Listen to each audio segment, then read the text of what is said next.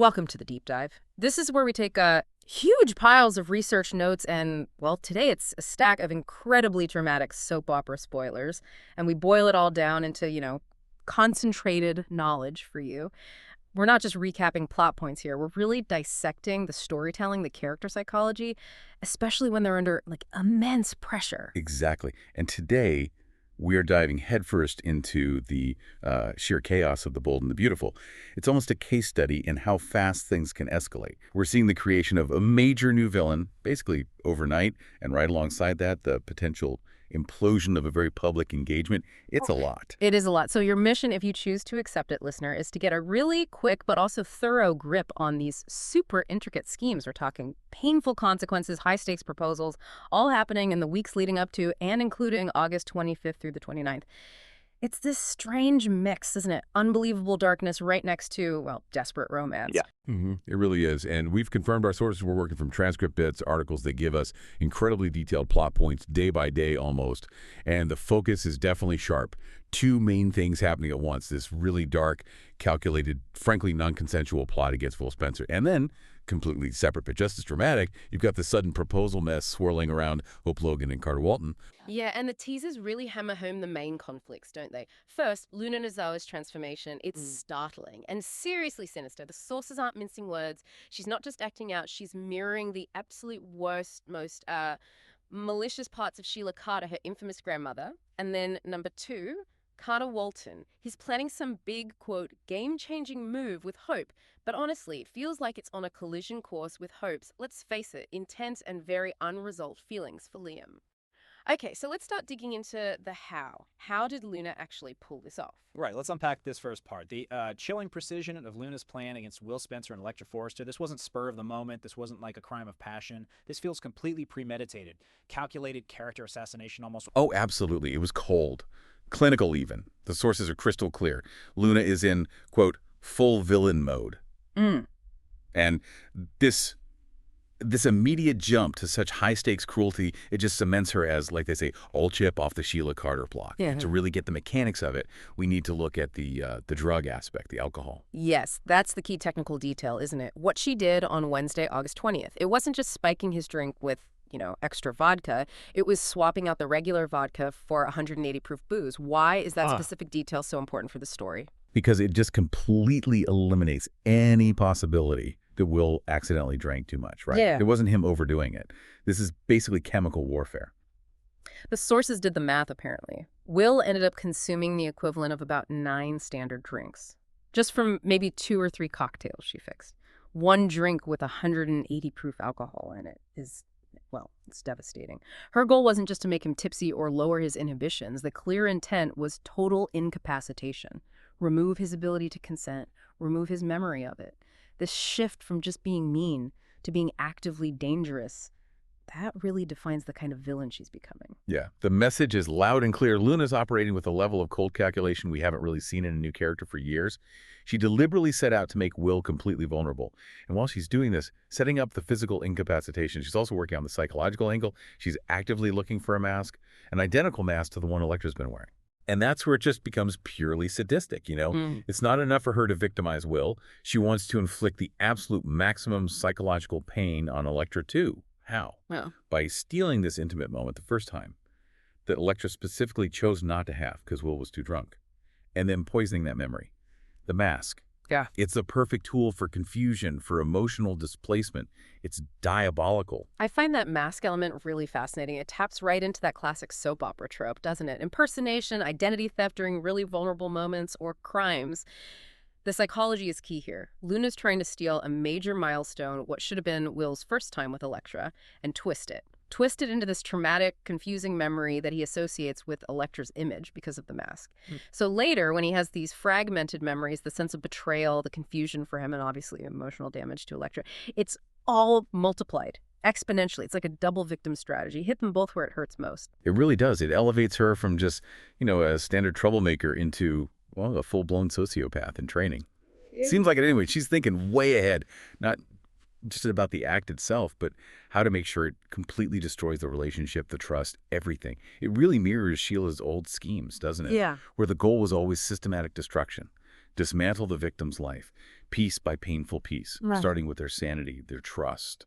And what makes this timeline, this setup, so agonizing to watch unfold, even in spoilers, is the total ignorance of the victims. So Thursday, August 21st rolls around. Will and Elektra, still at the party, probably having a decent time, seemingly, just walking straight into this trap they don't even know exists. They think Luna's dead, right? Yeah. Let alone plotting against them. That lack of any warning, any clue, it makes the whole thing so much more effective and horrifying. They're not just unsuspecting, they're relaxed. Yeah. Which is exactly what Luna needs for this to work.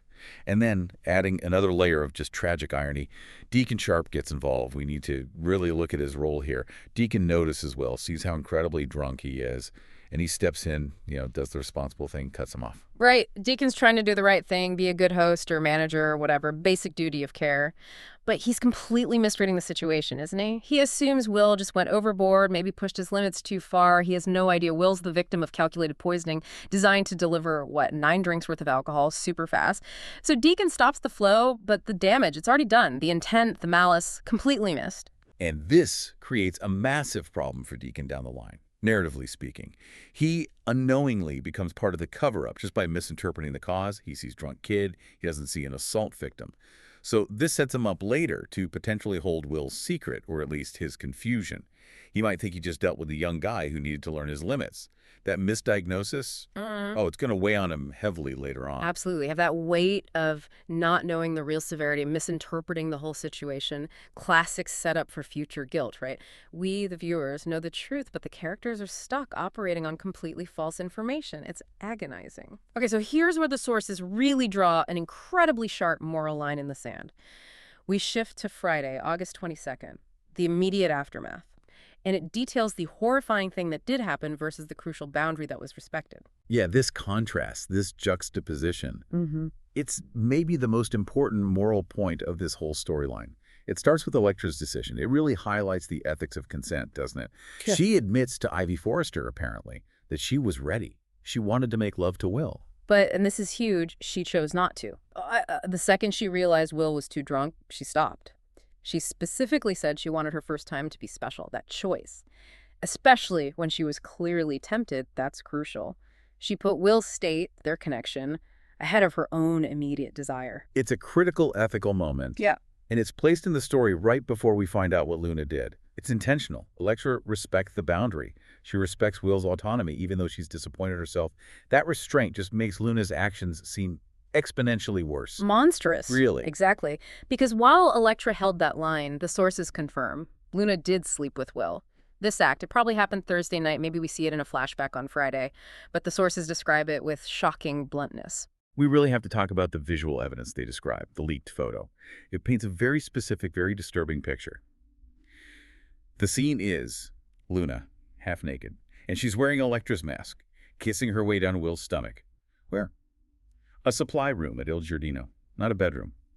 A supply room. Will's shirt is open, and the description says he looks pretty much passed out. That location, the supply room, it just screams secrecy, opportunism. It underscores the total lack of intimacy or care or respect. It's clinical. And that description of Will, pretty much passed out, that's the core of why this is non-consensual. He wasn't capable of agreeing. And the sources, the material we have, they don't shy away from calling it what it is. They explicitly use terms like flat-out rape and molestation. The whole emphasis is on the fact that Will was intentionally drugged, made drunk, and therefore had no consent. Now, in the context of daytime drama, using language that direct, that's significant. It signals the show intends to treat this as a serious, unforgivable crime, not just another plot twist hookup. That is a really crucial narrative choice. Using that strong language means the writers are saying Luna can't just apologize later or claim it was a misunderstanding. It's not ambiguous. The deliberate intoxication combined with the identity theft using the mask in that hidden supply room, it just cements how far Luna has fallen, morally collapsed. This isn't just a high-stakes twist. It's presented as an act of violence, betrayal and violence. Committing to that level of severity means the consequences have to be long-lasting. You can't just walk this back. If Luna's capable of doing something the sources describe with such gravity, it really does solidify her as the true successor to Sheila Carter, someone whose actions leave permanent psychological scars on her victims. And we see those scars immediately, don't we? The next day, Friday, Will is desperately trying to piece together memories. It's that classic response to trauma, especially trauma mixed with severe intoxication leading to amnesia. Everything's foggy. He only remembers bits and pieces. This is the engine for the ongoing drama, isn't it? His inability to remember who assaulted him, coupled with the fact that his attacker wore the mask of the person he wanted to be with, it means his trauma is just tangled up with intense confusion. And probably guilt, right? Wondering who he's getting frisky with. He's a victim, but now he has to become an investigator trying to solve his own assault based on these broken, misleading memory fragments. Yeah, the pain of having your memories poisoned like that. It's arguably just as damaging as the physical act itself. Yeah. It's like gaslighting via amnesia, isn't it? A classic soap device to keep the truth hidden and make the victim suspect all the wrong people. Okay, so now we move into the week of August 25th through the 29th. And this whole week seems dedicated, really, to the fallout, the emotional, the psychological wreckage, the panic and confusion Will feels. It's just set to spiral, isn't it? Absolutely. Yeah. Because when Electra confirms, no, Will, that wasn't me, we didn't sleep together, that's the moment of pure horror for him. He realizes, okay, I was with someone wearing that mask, but it wasn't Electra. He's got these little glimpses of memory, like the sources say, of some girl in that same mask. But crucially, he has absolutely no reason to suspect his presumably dead stalker, Luna. It's the perfect setup for a narrative blind spot, right? Luna faked her own death. She's off the suspect list entirely, while at the same time she weaponized that mask. So where's Will's desperate search for answers lead him? It leads him completely down the wrong path. The sources say he actually considers confronting Lainey. Now, we need to remember who Lainey is, works at Forrester Creations, right? She was flirting with him earlier that night, tried to get him to dance, and Will turned her down, politely, saying he only had eyes for Electra. But now, in his messed up post-traumatic state, desperate to fill in that terrifying blank, Lainey becomes the only other possible suspect in his mind. She was the only other person he really interacted with, even briefly. The only other woman present he can recall engaging with, even though he rejected her.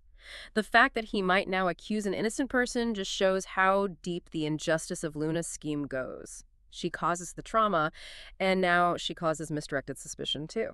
It really highlights how bad his memory loss is. He's trying to build some kind of rational explanation out of pure chaos. And Lainey is the only logical candidate based on the few clear memories he does have from before he was drugged. Meanwhile, the actual villain is just watching it all unfold from the shadows, presumably, enjoying the chaos she created. And this brings us back to Deacon and the scene of the crime, Il Giardino. The sources speculate Will might go back there, asking questions, trying to piece together the timeline. And who does he end up confiding in? Deacon. Telling him he hooked up with somebody in a mask, but he just can't remember it. Deacon's role just gets more complicated, doesn't it? He goes from being an unwitting helper, cutting off the drinks, to now being an unwilling confidant. Because Deacon was the one who saw how drunk Will was, he might initially try to reassure him, right? Like, hey, you just drank too much. People do stupid things when they black out. Don't worry about it. He won't immediately grasp the violation, the assault aspect, but he now holds this secret tied directly to Will's trauma. And that's a huge secret. If Deacon eventually finds out the truth about Luna's involvement, wow, he'll have to reconcile his earlier failure to see the malice with this current burden of knowing Will's traumatic secret. It puts him in a really precarious position, especially if Luna turns out to be related to him or if he feels pressured to protect her for some reason. That's messy. Yeah, very messy. And meanwhile, you got the grandmother circling, Sheila Carter and Lee Finnegan. They confront Luna about why she suddenly took off, disappeared. And Luna, being the new master manipulator, she'll lie, of course, claims she needed space, took a personal day, whatever story she concocts. But the second Sheila and Lai hear the whispers, realize that something went down at Will's party.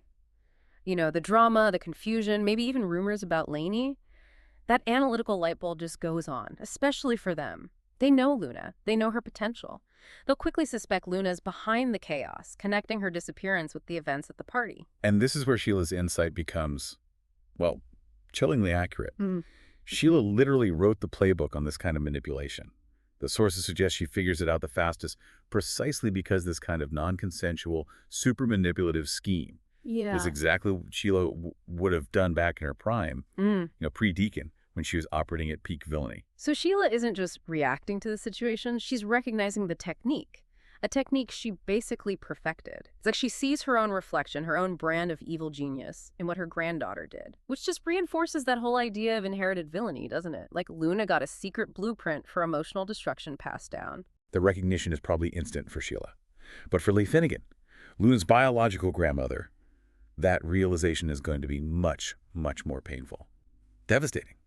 The sources say Leah soon reaches the bottom line, the conclusion that Luna cannot be redeemed. Wow, that phrase cannot be redeemed. That's a powerful narrative judgment, isn't it? It's not saying she made a mistake or got carried away. It's Leah recognizing something fundamentally wicked in Luna, something that mirrors the most destructive parts of her own family history. So Luna is basically cemented as the new big bad, not through some slow burn, but through one single catastrophic act of violence and deception. The show's got its new monster. All right, let's shift gears a bit. We're moving from that really profound darkness of the assault story to the volatile world of the romantic triangle. And the contrast is pretty jarring, actually. Will's dealing with trauma, and Carter's over here trying to plan a wedding. It really highlights the relentless pace of this show. Yeah, the timing is just disastrous for Carter Walton, isn't it? Hope is spending a lot of time over at the Spencer mansion with Liam. And her reason, her explicit justification is that she needs to be there for Liam, her baby daddy. But her actions, they're telling a different story. And this is where we get that key analytical insight. Hope's behavior is incredibly revealing. The source confirms this really damning detail. During these long visits with Liam, Hope isn't even mentioning her fiancé Carter, not bringing up his name at all. It's like she's practically wiped him off her immediate emotional map. And that silence, it's not accidental. It's not benign. It's a huge signal about where her focus really is. Hope says she's prioritizing Liam's needs, but the intense emotional closeness she's fostering there, combined with the complete mental block regarding Carter, not even a passing mention, it really suggests she's unconsciously or maybe consciously sabotaging the engagement. She's making space for those old feelings for Liam to come back while keeping Carter waiting in the wings. It really makes you question how sincere her commitment to Carter ever was, doesn't it? Her whole history is just full of this kind of romantic indecision, bouncing between Liam and Wyatt, then that intense, chaotic thing with Thomas. This current pattern feels familiar. It feels like she's using Carter's steady devotion as a kind of safety net while she explores that familiar, maybe more exciting spark with her ex, Liam. And Carter. Poor Carter. Initially, he's tried to be the understanding fiancé, right?